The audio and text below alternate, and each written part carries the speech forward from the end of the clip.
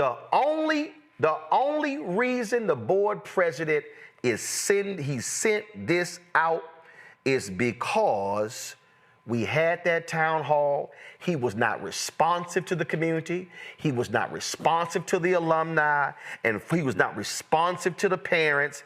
And so this thing is dated April 24th, and the only reason this went out is because they had that meeting with the political leaders, which I called on them to do. So this is a statement from St. Augustine University's Board of Trustees Chairman Brian Boulware.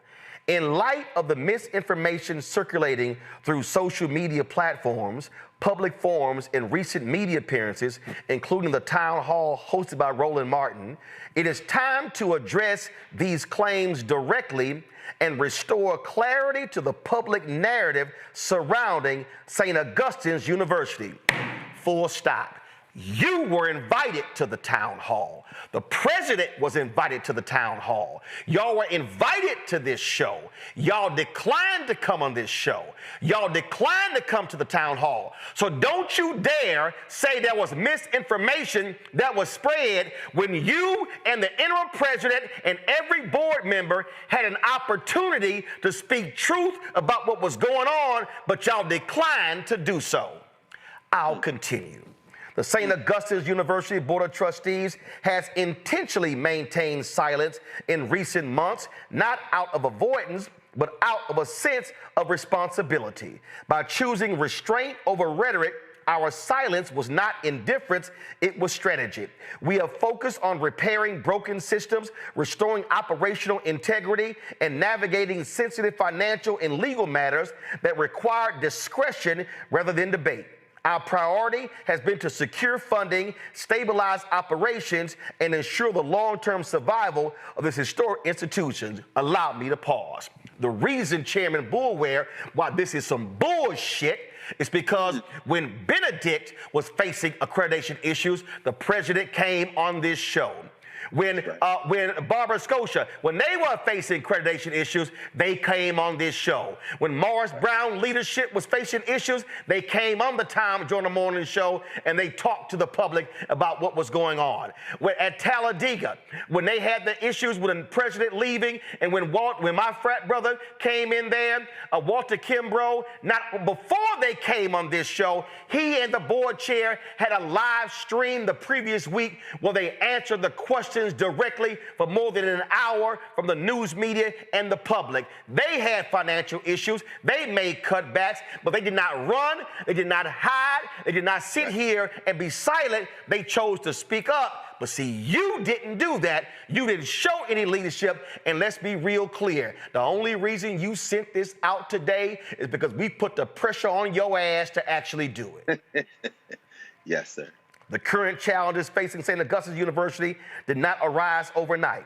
They are the cumulative result of a decade of administrative negligence, financial mismanagement, and a lack of accountability. The facts are as follows. Carol, pull up and let me know, when did Boulware join the Board of Trustees? Pull up how long he's been on the Board of Trustees. Because when somebody says there's been negligence for a decade, I want to know how long you've been on that board. You better hope it's not 10 years. Let me know when you have it. In 2012, university leadership took a $6 million loan against the university's $13 million endowment. No payments were made on that loan for 7 years, causing the total to balloon with interest and fees.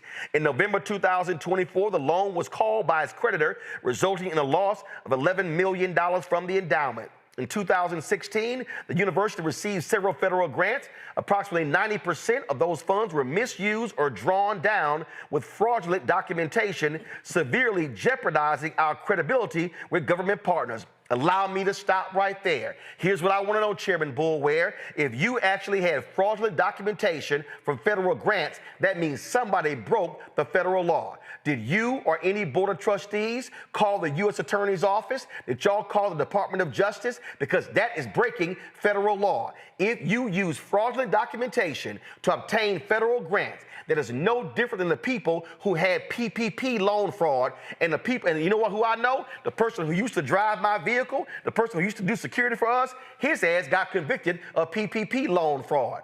And after I got rid of him, when I found out he was using my vehicle for private use. Well, Oh, yeah, see, I ain't got a problem going there. So when you say that happened, I want to know, was anybody indicted or charged with that? 2022 to 2026. Okay, so here we go. So, all right, 2018, administrative staff coordinated with a vendor to manipulate financial records to falsify financial statements presented to the accrediting body, SAC-COC. Were any of those people turned into authorities? Were any of those people charged or indicted? That's all I want to know. In 2000, and during the COVID-19 pandemic, the university received millions of dollars in federal relief funds. No, you received $35 million in federal relief funds. I got the spreadsheet. However, university staff, say it again, Carol? Gotcha. So that's when he joined the board. Boulware, you joined the board in 2018. Says during the COVID-19 pandemic, that was 2020 and 2021. The university received millions of dollars in federal relief funds. However, university staff wired a significant portion to unknown sources, and we referred the matter to the North Carolina State Bureau of Investigation, where we await further action. I'm sorry, help me out. COVID was in 2020. This is 2025. Are you meaning to tell me that that took place 5 years later? Here's what I want to know. Here's what your statement does not state, Boulware. You said we referred the matter to the North Carolina State Bureau of Investigation. When? What year? How many people? You say where we await further action. Let me tell you what's going to happen. We're going to call them on tomorrow to find out what's the state of this investigation. No audits were completed from 2020 to 2024. I'm sorry. Again, Carol, can you please tell me when Brian Boulware joined the Board of Trustees of St. Augustine's? She tells me that, Brian, that you joined the Board of Trustees in 2019. The first responsibility of any member of a Board of Trustees or a Board of Governors or a Board of Directors is the financial responsibility. You are the stewards of the money. So you said between 2022 and 2020, no audits were completed from 2020 to 2024. The administration relied on pandemic-related waivers as an excuse, which masked the continued submission of inaccurate financial data. I'm sorry, how could you be on the Board of Trustees when no audits were performed? If Roland Martin is on the Board of Trustees, I'm sitting here going, when is the audit? I'm about accepting excuses, not for no 5 damn years. No, bruh. You got to accept some responsibility for your lack of oversight. Then it says between 2022 and 2024, the administration permitted students to enroll and graduate without board approval, despite 76% of student accounts carrying balances exceeding $30,000. First and foremost, you said between 2022 and 2024. If you knew in 2022 that the administration was allowing students to graduate and they had a balance, how did it happen again in 2023? And if you knew it happened in 2023, how did it happen again in 2024?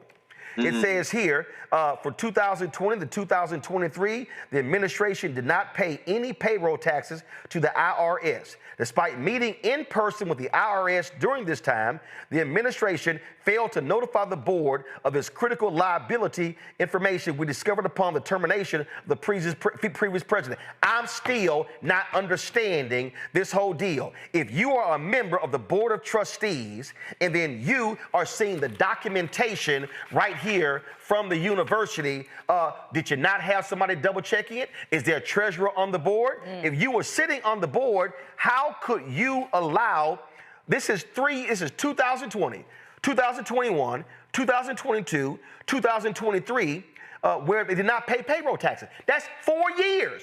Are you telling me that a Board of Trustees allowed for an administration to lie to them for 4 consecutive years? You didn't read the paper? No, bruh. That ain't flying with me. From 2021 to December 2023, the administration willingly misled the board by intentionally withholding information and submitting false financial reports, resulting in the non-compliance with several federal agencies and ultimately crippling the university's ability to operate efficiently. A legally binding document, such as an official affidavit, supports this information, resulting in the immediate termination of the principals involved. Again, from 2021 to 2023, so they misled y'all for that period of time. 2 years. How many times does the board meet? How many? See, come on, dog. See? These issues are not allegations, they are documented realities. They represent a betrayal of public trust and a failure in leadership that has left the current board and administration to do the hard work of repair. There's plenty of blame, and many individuals who now attempt to shift blame to the current board were either silent or complicit in the past. At the same time, they held positions of power as their administration made those decisions. I still want to know how many members of the current board were sitting on the board when these things happened going back to 2012. If you are a current board member and any of this malfeasance happened while you were on the board, you should be resigning because you were not doing your job. You can't say, oh, they withheld documents from me. Nuh-uh, Reese. Reese, tell them what your background is. Finance, business economics, and accounting. So this is real basic. If you had board members who actually had a resume like Reese's, they would have quickly picked up on this malfeasance. So the letter says, it's critical to note that I did not join the Board of Trustees until 2019 and was elected chairman in 2024 after most of these failures had already occurred. I'm sorry, Brian, I just read your own damn letter. You said you joined the board in 2019, elected chairman in 2024 after most of these failures had already occurred. Here's the problem I have, Brian. I'm a 3-time board member of the National Association of Black Journalists. I am running again, and I'm filing paperwork by Monday for Vice President Digital. Yeah, I'm coming for some current folk. And here's what I know.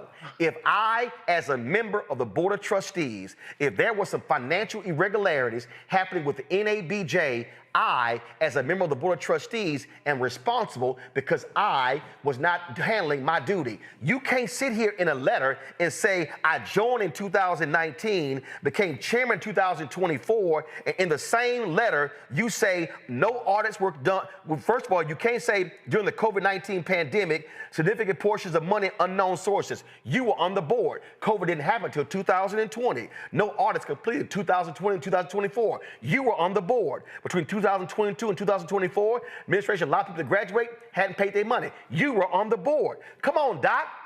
Where is your accountability in your own letter? Nowhere in here do you accept your responsibility. In fact, you actually lie.